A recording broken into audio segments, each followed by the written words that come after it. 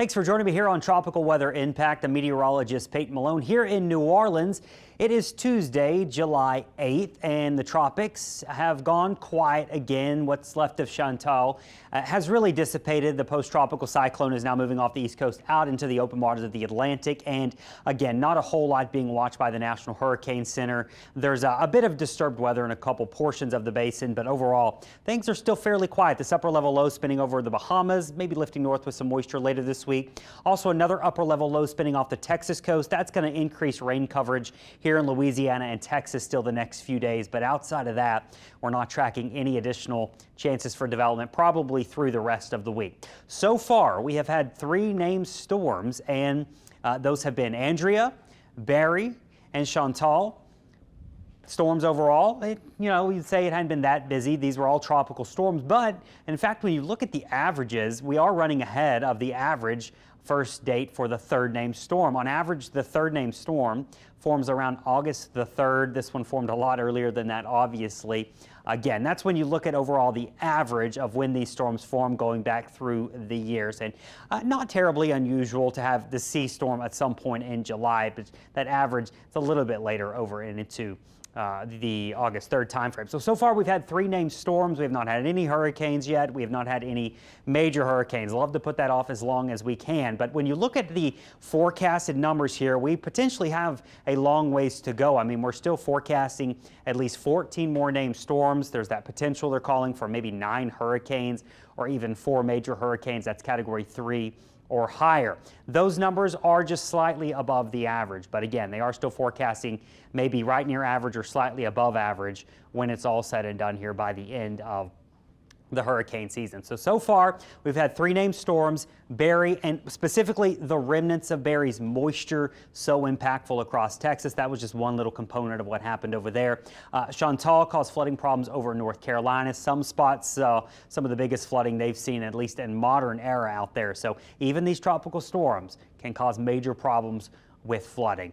As we look at the rest of the season here, things I caution you, while it's a little bit quiet right now, doesn't mean it's going to stay quiet. I went back and looked at last year's hurricane season and previous hurricane seasons to see when did we see these lulls. And oftentimes, the past couple of years, the time frames that have really stood out have been mid and late July for a lack of activity. Now, last year was interesting because we saw the earliest Category 5 hurricane on record in the Atlantic Basin. It was Hurricane Beryl. Remember that massive storm formed out in the Atlantic, moved through the Caribbean as a Category 5 in early July. It was just astonishing.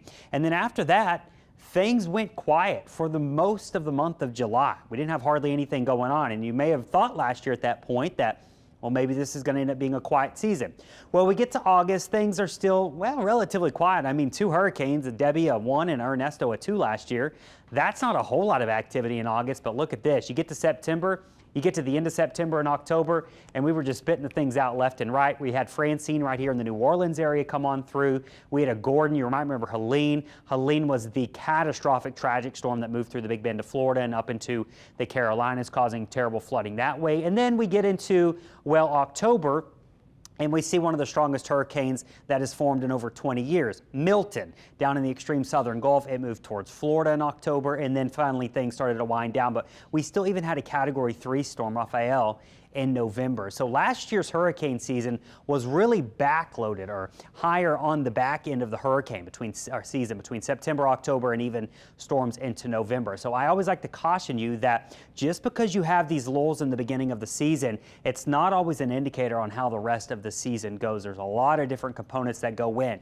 2022 was such a memorable season for one thing, and it was the lack of storms between July and August. We did not have a storm in the month of August in 2022. And guess what? It did just like 2024. The back end of the season really got going. This is something we've noticed here in the previous past seasons, is that the back end from September, October are really packed with storms. This was in 2022. You might remember Fiona was a strong hurricane in September. We do expect those.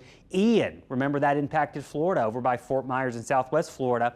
It was a Category 5 just before it made landfall there.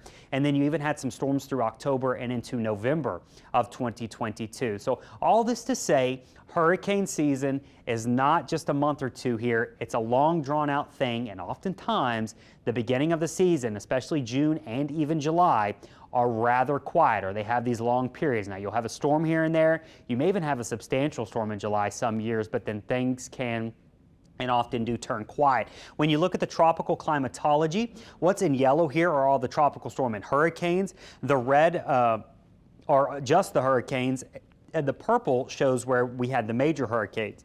Excuse me. So you can see there between August 1st and August 15th, things can really start to ramp up. Now, we have an old saying, really it's the latter part of August when we quote unquote ring the bell and hurricane season just ramps up. September is your peak month, but as I was just talking about, oftentimes the past couple of years, September into October has remained extremely busy. And you can see here, October has the potential to be just as busy as August when you look at the history of it all. I mean, August can start out really quiet and stay quiet.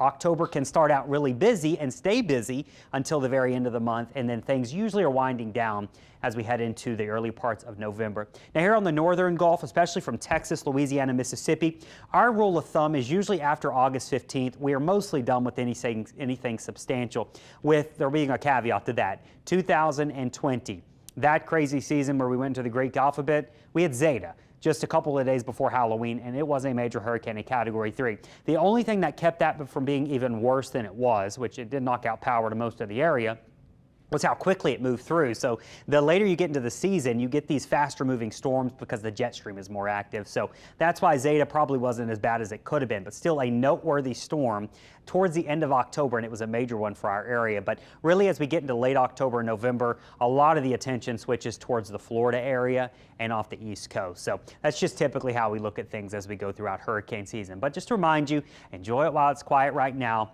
We know it usually doesn't last that long, and while we may have a long stretch of not a whole lot of activity or nothing substantial, that does not mean it cannot happen at some point this hurricane season.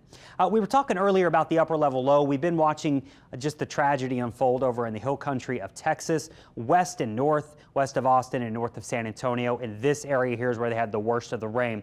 Now they have that upper level low spinning over Texas, or spinning over the western Gulf. You could see there that does create a larger area of heavy showers and storms today, but it looks like a lot of that will miss those worst impacted areas out in Texas. They got a little rain in the forecast, but you can see there a lot of it stays closer to Houston and stays into Louisiana. So if you live in Louisiana or southeast Texas, closer to Houston, you got a pretty good shot of rain the next few days as that upper level low spins away.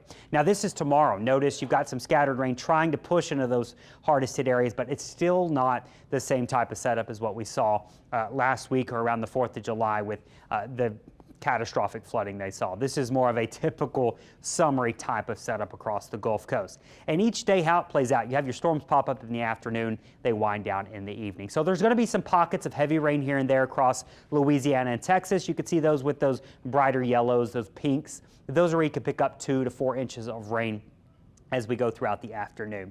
Elsewhere, still just tracking some Saharan dust. This plume right now, this is a current look at the dust for your Tuesday morning. It's currently sitting over Cancun, Cozumel, down through Central America. It is moving though, so it won't linger there too long, but some hazy skies. Maybe you're getting on a cruise and heading across the Gulf. You will see the haze there. That's going to ride into the western Gulf of the Gulf here, and as we get into the end of the week, this ridge of high pressure is going to sit up about right there, so close to the northern Gulf. And what does that do? Well, the winds around that are going to pull the dust around it, so it's not going to keep going due west. It's going to travel up along the Texas coast and get pushed back into Louisiana along the northern Gulf. It's probably going to happen towards Thursday and Friday. Our modeling that we used to show the dust shows just that. Riding around that ridge of high pressure, here it goes, slingshots around.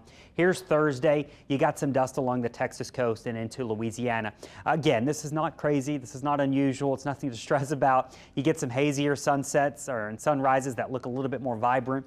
And also, if you suffer from allergies, you notice a little bit of an irritant from that dust. So that's going to be with us as we head in towards the end of the week and into the upcoming weekend. And then as we fast forward, you can see we've got another plume of dust coming into the Caribbean islands from the Lesser Antilles, Puerto Rico, the Virgin Islands, Dominican Republic, Haiti, Cuba, the Turks and Caicos, the Bahamas, you name all the islands down here.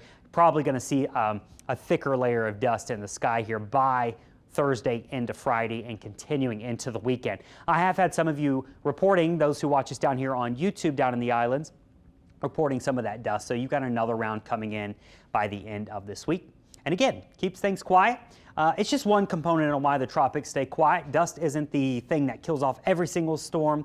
It all works in conjunction with each other, but overall, we will take it while we've got it. And as it stands right now, there is no imminent threat or immediate concern that Dexter is going to form as we go throughout the rest of this week. So we always take hurricane season day by day as things can change, but looking at it now, we're feeling okay that we're going to get a little bit of a break here, and then we'll eventually see a Dexter, Aaron, and so on and so on. As I said, we're forecasting on average 17 named storms this season, 4 major hurricanes, and 9 of those being hurricanes. That's going to do it for today's update on tropical weather impact. We're going to see you right back here tomorrow. Thanks for joining me.